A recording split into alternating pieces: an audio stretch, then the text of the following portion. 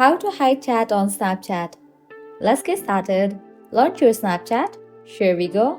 Your camera will open up. Now head towards the chat section. Click on this icon given at the bottom left. With that, you will land to the chat section. Now you have to head towards the specific conversation that you want to hide. Just open it. Now at the top, you'll find the username of that person. Click on it. Now at the top right corner, you can find these three dots. Click on it. Different options will appear. Click on the option of chat and notification settings. Go ahead and click on this option, clear from chat feed. Are you sure you want to clear this conversation? This will clear the conversation from your feed. It will not delete any saved or sent messages in your conversation. Click on clear. With that, the person will be removed from the chat section.